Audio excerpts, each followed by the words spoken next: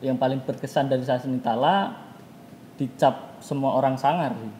Aku nggak tahu kenapa gitu. Kayak semua orang melihat, oh ini anak Sasa Nitala, sangar banget.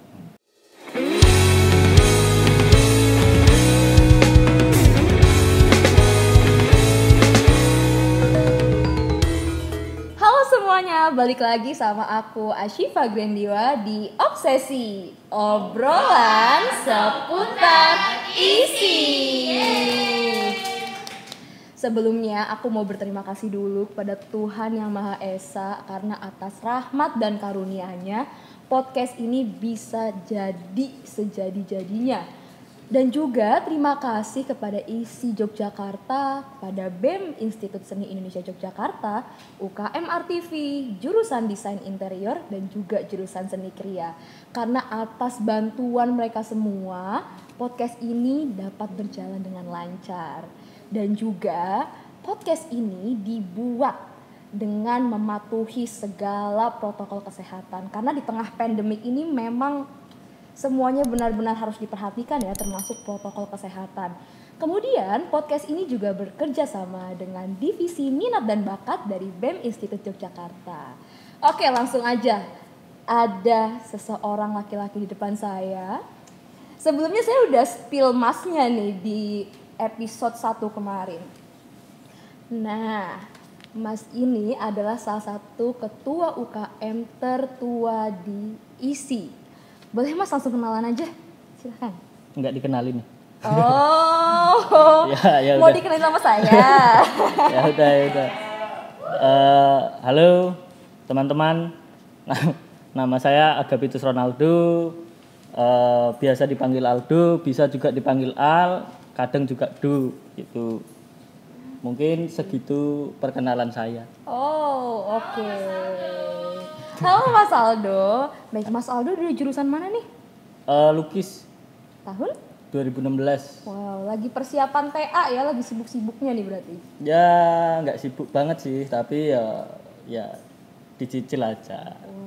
Keren.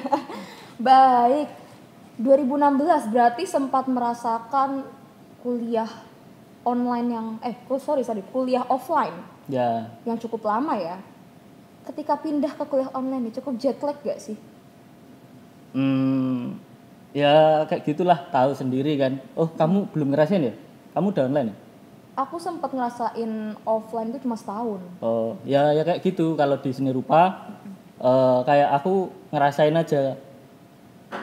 Apa ya, komentar-komentar dosen itu nggak sampai kayak yang dulu kayak itu loh. Oh iya. Jadi kalau dulu itu presentasi lukis, terus komentarnya itu langsung ke mahasiswanya dan kita juga bisa jawab langsung kayak gitu. Jadi adu argumen ada di situ. Tapi kalau sudah masuk online kayak gini kan ya apa ya, kayak nggak ngena kayak gitu loh. Iya ya. Kita cuma ngirim tugas Iya, ngirim tugas terus dia bales pakai chat, ya kan? Iya. Kamu kurang ini, garismu kayak gini, ya kan? Iya. Kayak kita nggak ngerasain emosinya dia. Betul. Terus kita baca pun tergantung emosinya kita. Iya, ya kan? tergantung intonasi kita Iya, ya. iya. Kadang Kayak gitu. kita baca sebenarnya dosennya ngomong baik-baik tapi kita bacanya kayak ngegas Iya, gitu. Bener, kurang dapat feel-nya ya. Iya sih. Selain itu mungkin interaksi dengan teman-teman juga jadi kurang ya karena di online. Atau gimana? Nggak kurang juga. Soalnya kan memang apa ya, beberapa anak-anak juga masih ada di Jogja dan ya kayak apa ya, kekeluargaan masih ada lah. Kayak kita masih sering main ke kontrakannya siapa kayak gitu. Tapi memang kita nggak ketemu di kampus gitu. Oh iya sih benar. Terus dengan sekarang kan everything is about zoom terus gitu. Ngerasa kayak pusing nih zoom terus, pengen ketemu langsung gitu. Ngerasa gitu? Iya sih. Ya apa ya, sempet kikuk juga. Jadi kayak dulu tuh sempet minta ganti background apa segala macem kan belum bisa ya kan. Iya. Namanya juga dulu offline. Iya benar banget. Terus minta ganti background, ya udah akhirnya diturutin aja kata-kata dosen. Terus yang belum bisa sampai sekarang adalah bangun pagi. Oh my god, itu kayaknya jadi problematika Iya. almost semua warga isi gak sih? Udah bangun pagi kan, nge-zoom, belum sinyal. Itu yang buat gak lulus. Parah sih. Banyak sih teori sih paling. Iya sih bener-bener. Tapi kalau misalnya offline kan juga harus bangun pagi. Tapi kan ada niatan sedikit untuk berangkat. Oh iya sih bener sih. Kalau apa ya, ya kayak beda aja sih. Bangun paginya kita berangkat ke sana tuh kayak oke, aku berangkat beneran yang niat, nah itu masuk kelas kayak gitu loh. Kalau sekarang malah cuma Zoom. Nah kayak gitu loh. Jadi Skip kayak aja bisa. malah malah nggak niat tuh loh. Ah ya wis lah. Dan terkadang malah buka Zoom tapi matiin kamera tidur lagi kayak gitu loh. Ah, Itu yang tak rasain sih. Maksudnya ya kalau dosennya denger ya nggak apa-apa lah ya kan. Memang itu adanya kayak gitu. memang keadaannya seperti itu. Kayaknya memang hal itu tuh terjadi nggak cuma di Mas Aldo dan saya juga, tapi memang kayaknya almost semua mahasiswa kayaknya merasakan itu ya. Terus juga nih kayak pameran-pameran gitu. Berarti sempat sekarang kan pameran udah mulai virtual ya. Berarti Mas Aldo kan sempat merasakan pameran offline. Offline. Gimana tuh rasanya? Ya Hektik-hektiknya. lucu sih. Jadi kayak sama kayak yang tugas tadi. Jadi kita lihat pameran sekarang cuma dari HP dan kita nggak bisa ngerasain karya itu memang besar atau kecilnya nggak tahu deh. Ah iya sih. Jadi karya kecil pun jadi besar di HP kayak gitu. Oh iya bener-bener. Iya kan? Jadi ya udah kayak feelnya kurang aja. Terus apa ya? Yang paling beda sih ketemu orang-orangnya sih. Biasanya kan kalau pameran itu ketemu orang terus kita sharing-sharing apa segala macam kayak gitu. Nah sekarang udah minim banget yang kayak gitu. Jadi cuman biasanya pembukaan hanya untuk perupanya aja dan panitia kayak gitu. Terus pengunjung itu bisa datang setelah pembukaan, mungkin besok harinya atau setelah dia reservasi kayak gitu. Jadi kurang feel-nya sih bener. Iya. Parah. BTW nih, kan datang ke sini sebagai ketua UKM tertua. Spill dong, apa sih UKM tertua di ISI Yogyakarta? Apa ya? Ya saya sebagai ketua Sasenitala di Institut Seni Indonesia. Tepuk tangannya dong. Banyak ya audiens ya. Banyak dong.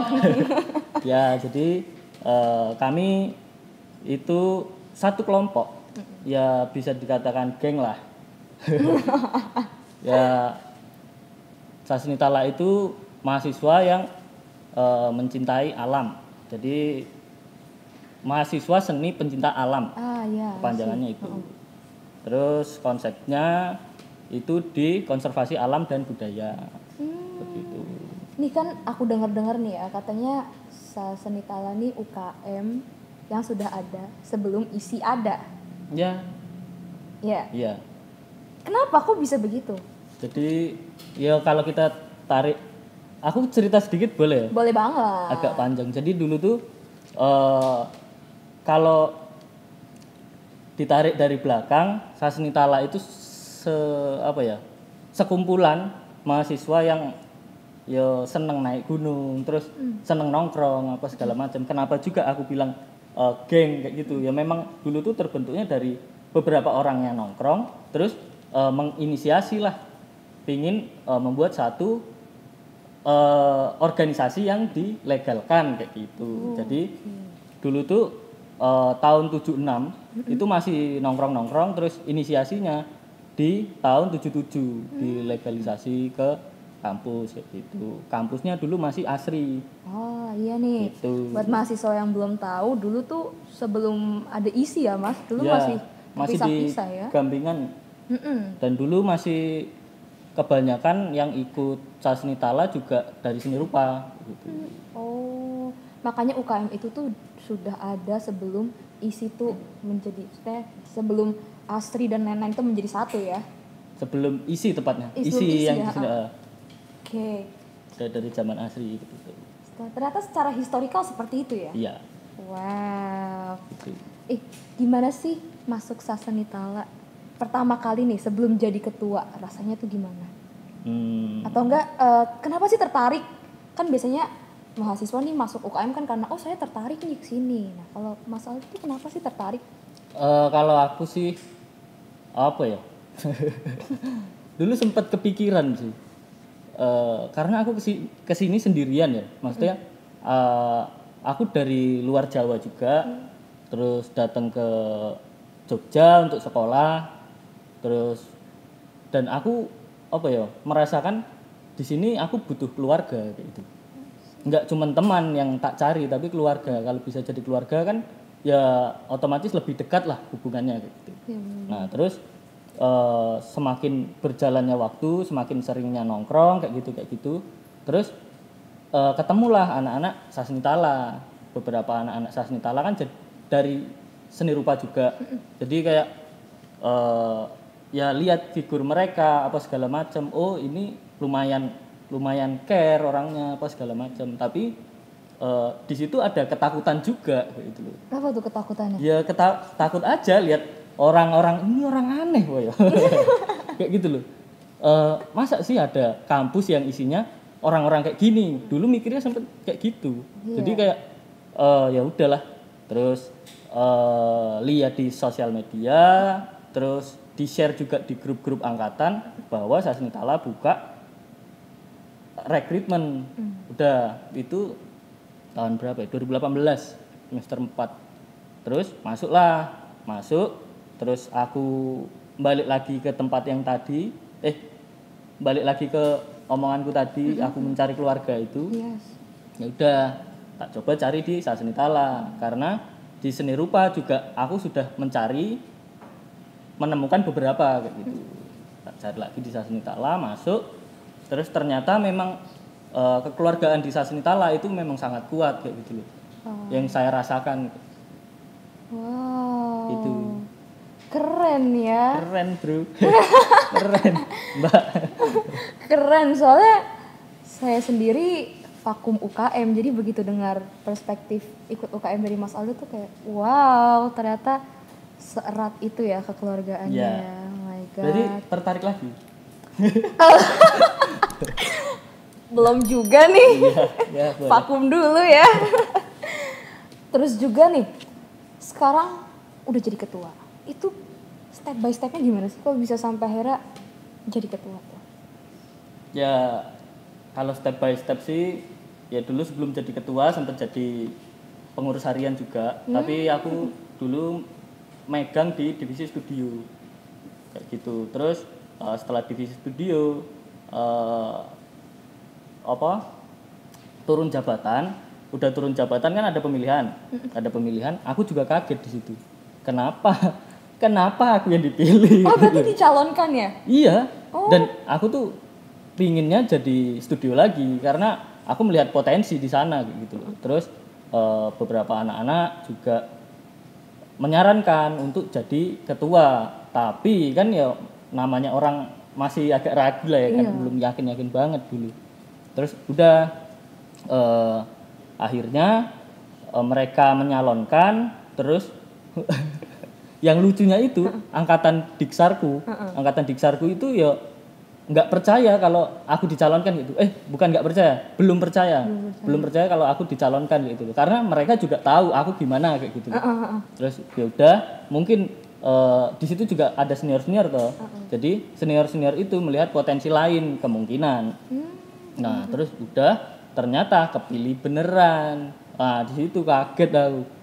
Wah, ini tanggung jawab yang besar banget kayak gitu. Pastinya. Aku siap enggak kayak gitu kan dulu. Ya udah, akhirnya ya siap enggak siap, tapi aku harus tanggung jawab ketika aku dikasih mandat sebesar ini gitu. Begitu. Berat banget sih ya kalau dilihat-lihat karena ketua kan menaungi sebanyak orang itu kan. Berarti ini udah tahun keberapa jadi ketua? Ini masuk ke 2 tahun sih. 2 tahun, tapi memang periodenya 2 tahun atau gimana? Enggak, aslinya itu 1 tahun pergantian. Tapi siklus di Sasmitala itu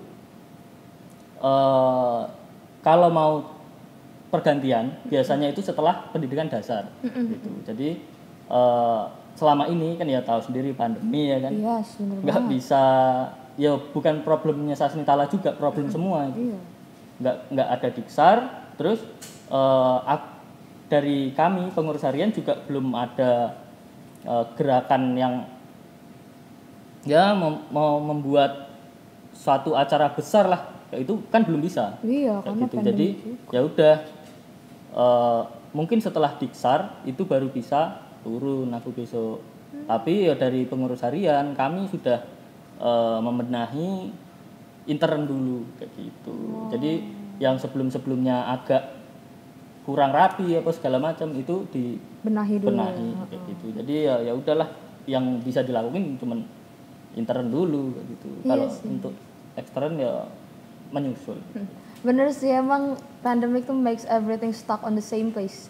Tapi BTW nih, kan pandemic makes everything stuck on the same place. Udah lama nih diisi. Percintaan juga masih stuck on the same place. Enggak. Ini pertanyaannya berat banget gak sih? Enggak sih, biasa aja. Kalau percintaan aku ya biasa aja sih.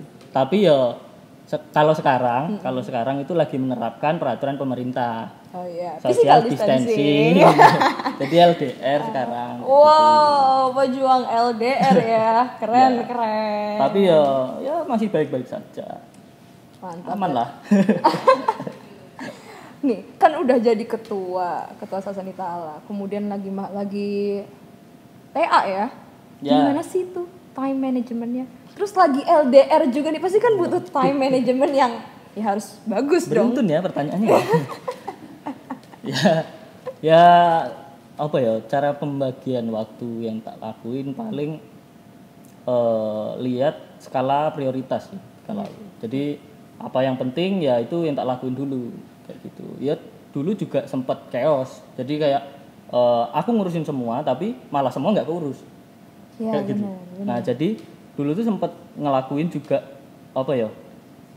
Sampai aku tuh nyatet agendaku per hari.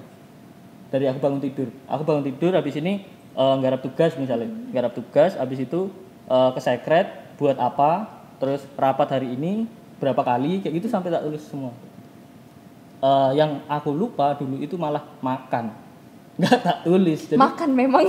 iya, jadi kayak lupa itu malam baru sadar, oh iya aku belum makan seharian. Nah, kayak gitu.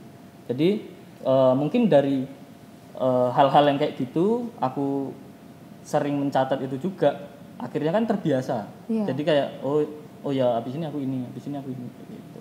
Jadi make kayak to do list gitu ya, kayak hari ini harus ngapain. Tapi aku termasuk orang yang sama kayak Mas Aldo. Jadi buat time management tuh bikin to do list gitu. Tapi dan bener juga ya, makan tuh nggak pernah masuk ke dalam to do list, nggak pernah.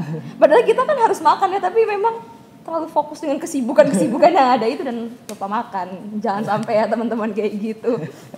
Oke, nih udah 2 tahun di UKM Sasani Ta'ala. Pasti kan ada yang berkesan banget, terutama ketika Diksar. Diksar itu menurut Mas Aldo tuh berkesan banget gak sih? Berkesan sih, ya karena awal juga tuh. Iya. Awal masuk, terus ya apa ya? Dapat suasana baru, dapat teman baru, keluarga baru kayak gitu. Kami lahir ya 17, terus keluar 1 jadi 16 kayak gitu. Ya sulit lah dilupain. Walaupun kadang lupa ya, tapi tetap ingat sih. Ketika ada yang tanya, "Gimana Diksarmu?" Wah, itu bakalan cerita 1 buku itu bisa. Wow, saking serunya ya? Iya, melekat banget gitu. Melekat banget. Diksar sama pendidikan lanjut juga. Ya keren sih. Ya kalau bahasa Jawanya itu gayeng lah. Gaeng, tunggu. Gayeng. Gayen, Ya, itu apa artinya ya? keren. Oh, Iya enggak sih? Iya nggak sih? Nah. Iya. seru gitu, Gayen. Gayeng. Oh, Gayeng. oh alah. Itu. Maklumi aku pendatang dari Sama saya juga. Oh iya ya. Saya penasaran nih, datang dari mana sih? Maksudnya asalnya tuh dari mana sebelum Face? Asal saya Palembang. Palembang, tapi medok banget ya, maksudnya menjawani banget gitu loh. Apa karena udah lama diisi? Atau memang sengaja belajar how to be a Javanese? Ya dulu sempat kayak gitu juga sih. Maksudnya apa ya? Aku di Palembang juga. Ya denger lah, maksudnya dengar bahasa Jawa apa segala macam. Tapi kan memang logat masih logat Palembang kayak gitu loh. yang belum bisa medok-medok banget kayak sekarang gitu. Terus ya pinginku belajar bahasa Jawa biar bisa beli di warung murah. Itu dulu, itu targetnya kayak gitu. Terus bisa bahasa Jawa tapi belum yang medok banget kayak gitu. Terus ya udah dari situ aku belajar medok juga kayak gitu. Sampai akhirnya terbiasa ya. Sampai akhirnya terbiasa dan sekarang malah banyak yang nggak percaya kalau aku orang Palembang kayak gitu. Iya, soalnya first impression aku kok ini orangnya Jawa nih banget. Ternyata orang Palembang ya. Iya, aku pingin juga belajar bahasa halus sih sebenarnya. Tapi kayak apa ya, belum bisa menerima kosakata bahasa halus kayak gitu. Dan belum ada yang ngomong terus kan, kalau semakin banyak kita mendengar kan, semakin banyak kita bisa praktek tuh. Iya, benar-benar. Jadi kayak teman-teman juga ngomongnya bahasa kasar ya, bahasa ngoko biasa. Iya, bahasa keseharian Iya, ya. Biasanya kan bahasa halus tuh dipakai ke yang lebih tua gak sih? Iya. Bener ya? Sama kalau mau belanja murah. Belanja murah di Bringharjo kita nanyanya pinten bu gitu gak sih? Ya. Terus dijawab angka kan, kali doso mas, berapa? Berapa ya? Salah tanya ya kan. Bisa nanya berapanya tapi ketika dijawab berapa ya? Iya, aduh. Itu kadang-kadang ya senjata makan tua. Oh, iya bener juga. Oke, Mas Aldo, sekarang ini lagi 17 Agustus, Indonesia lagi ulang tahun ke yang 76. Kita ucapin bareng-bareng ya. Buat Indonesia, oke? Dirgahayu Indonesia yang ke-76, semoga semakin jaya dan pandemik cepat berlalu. Harapan kita semua. Indonesia yang ke-76, Merdeka. Oke, balik lagi nih ke topik ya. Kita kan sudah mau... Aku lah titip lah. Apa? Boleh? Ngucapin dikit lah.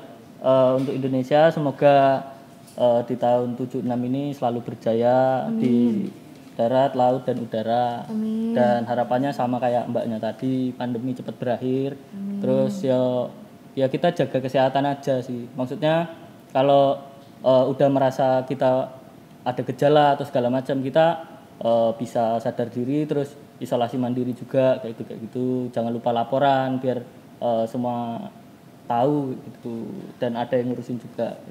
Ya mungkin segitu dari saya. Selamat ulang tahun Indonesia.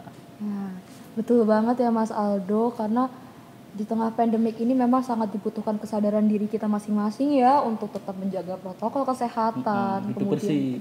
Iya betul, dan kalau sudah merasakan gejala, benar tadi kata Mas Aldo, kita harus kesadaran untuk isolasi mandiri dan lapor ya. Iya. Dan juga jangan lupa untuk vaksin. Udah vaksin belum? Udah lah. Wih keren, saya juga udah vaksin. Jangan lupa teman-teman yang di rumah vaksin ya. Lanjut nih Mas Aldo, tadi kan aku udah nanya seputar Sasenitala ya. Tapi menginjak waktu nih, kita udah mau mendekati PKKMB. Sharing dong, masih ingat gak sih zaman dulu 2016 tuh PKKMB seperti apa? Kan PKKMB-nya offline. Seru sih PKKMB offline.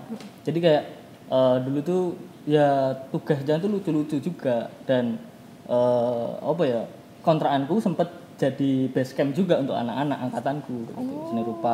Seni rupa dan desain tuh. Terus nggarap tugas bareng apa segala macam, terus buat video yang harus nyanyiin himne isi. Harus diupload YouTube kayak itu dulu. Terus apa ya, banyak sih tapi lupa. Kayak iya, itu udah 5 tahun juga ya kan. Iya sih memang. Tapi ada gak sih yang membekas banget dan berkesan banget ketika PKKMB itu? Paling apa ya, ya ketahan di kampus kayak gitu loh, sama senior, tapi aku menikmati itu kayak gitu.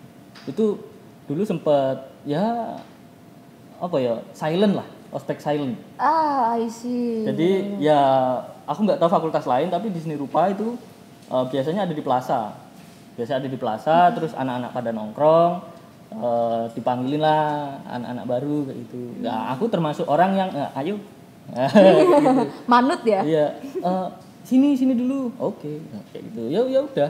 Karena memang aku juga mau kenal mas-masku kayak gitu. Ya akhirnya juga setelah ospek dan apa ya, aku terospek juga ya lumayan sih, hubungannya baik juga kayak gitu, kayak itu. Malah mereka peduli, kayak apa ya, aku dulu juga pernah tidur di kampus di seni rupa, terus ada yang bangunin mas-masnya itu kayak gitu, ah bangun, kamu kuliah apa sekarang kayak gitu, udah bangun dulu sarapan kayak gitu, sampai dimasakin kayak itu dulu. Wow, kekeluargaannya dapat banget ya, karena memang pada dasarnya ospek tuh bukan untuk kayak, mungkin Mas Aldo juga pernah dengar kayak perpeloncoan gitu kan, tapi sebenarnya ospek itu untuk pengenalan dan menjalin kekeluargaan di kampus, karena kan rata-rata anak rantau dan butuh keluarga kan, dari situ kita menjalin keluarga barunya dari situ. Benar. Oke. Pernah kemana aja nih selama ikut Saseni Tala?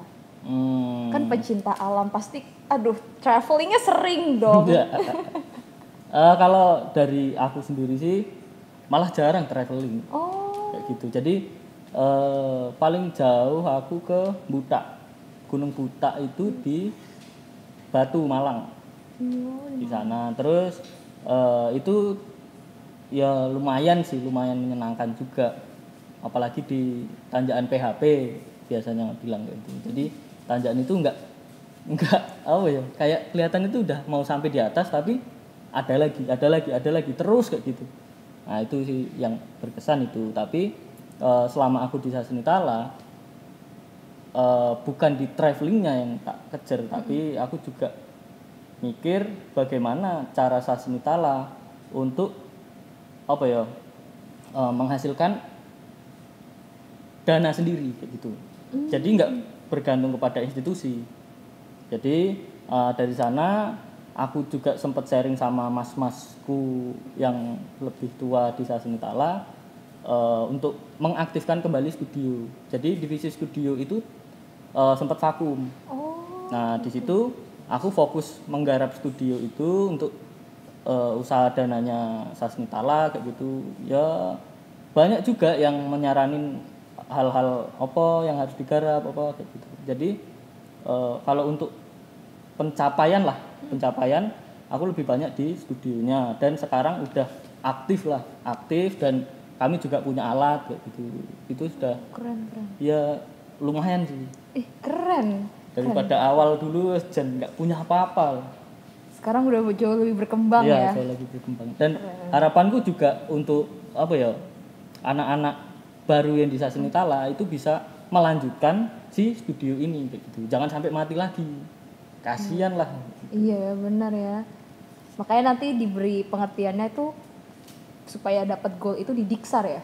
Ya, ada pendalaman materi untuk semua divisi. Gitu. Dan tapi bukan di Diksarnya atau di Diksar ya? Di Diksar cuman apa ya? Paling cuman teori aja. Di diklat lanjut baru mereka merasakan apa yang dilakukan studio gitu, apa aja yang bisa dilakukan. Berarti tuh ada step by step pendidikannya ya? Ya. Di pendidikan dasar, kemudian pendidikan lanjut. Berarti maksimumnya tuh dilanjut. Iya. Oh, saya baru tahu nih, saya jadi tahu. Iya. Wow. Bagus kan? Keren ya. Keren sekali. Iya. Oke. Saya tadi mau nanya, apa sih yang terkesan banget ketika yang jadi anggota nih? Pertama dulu jadi anggota dulu. Terkesan dari Saseni Tala Cuap. Aduh, maaf ya. Saya ngomongnya agak belibet, saya deg-degan ngomong sama Mas Aldo nih. Soalnya terlihat berwibawa banget. Berwibawa apa jahat? Ya, santai-santai, Bro. Ini apa yang paling berkesan sih? Deg-degan juga ya? Enggak sih. Apa ya yang paling berkesan? Selama jadi anggota dulu deh. Selama jadi anggota ya yang paling berkesan dari Saseni Tala dicap semua orang sangar sih. Aku nggak tahu kenapa gitu. Kayak semua orang melihat, oh ini anak Saseni Tala, sangar banget. Kayak udah jadi stereotype gitu. Iya. Aku nggak tahu dari kapan itu gitu. Tapi kayak udah melekat, dan aku pingin juga sih sebenarnya ngenalin apa ya, UKM itu langsung kayak gitu. Kita tuh cuman kelihatan sangar aja, tapi hatinya tuh baik kayak gitu loh. Hatinya lembut ya. Iya, ya nggak lembut juga. Ya, maksudnya baik lah. Kayak gitu. Iya baik lah, semua orang kan memang baik, cuman Iya. kadang terlihatnya sangar, dan kadang juga orang-orang belum kenal langsung tapi udah termakan stereotip Ya, ya. benar. Benar banget.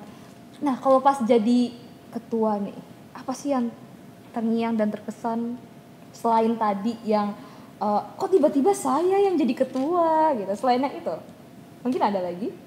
Mungkin yang nggak bisa hilang ya. Untuk mungkin besok kalau udah hilang corona itu bakalan terngiang banget sih ketika kepengurusanku adalah kepengurusan corona.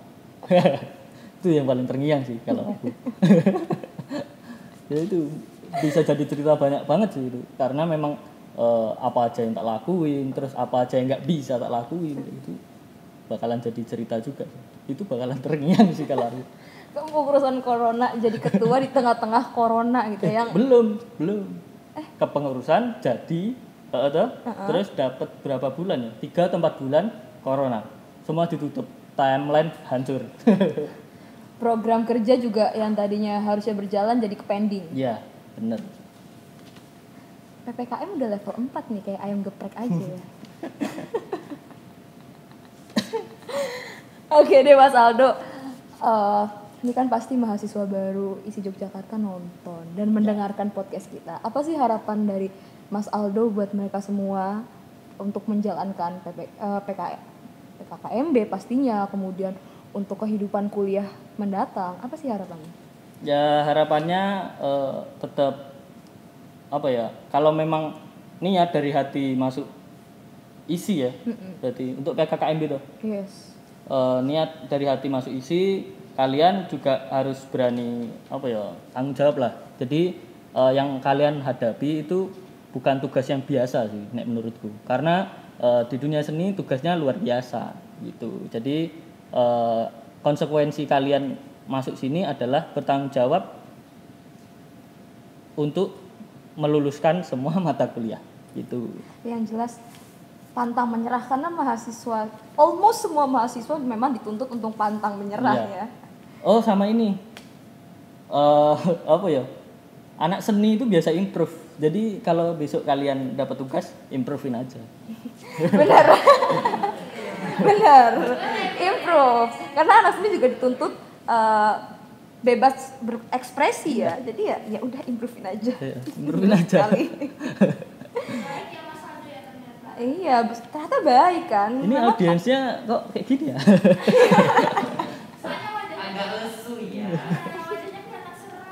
Iya, memang stereotipnya. Aduh. Termasuk aku ya, dulu ketika masuk ISI terus mendengar UKM Sasenitala tuh kayak kok serem-serem. Karena sempet kan ada di step yang kita tuh minta tanda tangan ke masing-masing UKM. Kamu angkatan berapa tuh? Aku 2019. 2019 berarti awal corona ya? Aku masih 1 tahun. Belum ya? Masih 1 tahun merasakan offline. Oh iya. Kemudian selanjutnya saya full online. Memang stereotipnya awalnya kayak serem, tapi ternyata baik. Terbukti baik ya teman-teman. Saya udah ngobrol langsung nih, dijamin. Oke, baik Mas Aldo, terima kasih banyak udah meluangkan waktunya. Pasti sibuk banget ya. Ya, tahu sendiri lah ya kan. Makanya saya sangat berterima kasih sudah meluangkan waktunya. Baiklah teman-teman, untuk podcast episode ini kita tutup. Terima kasih sudah mendengarkan podcast ini. Terima kasih atas atensinya. Sampai berjumpa lagi di episode selanjutnya. Say bye-bye dong Mas Aldo. Bye. Dadah. Dadah teman-teman. Bye.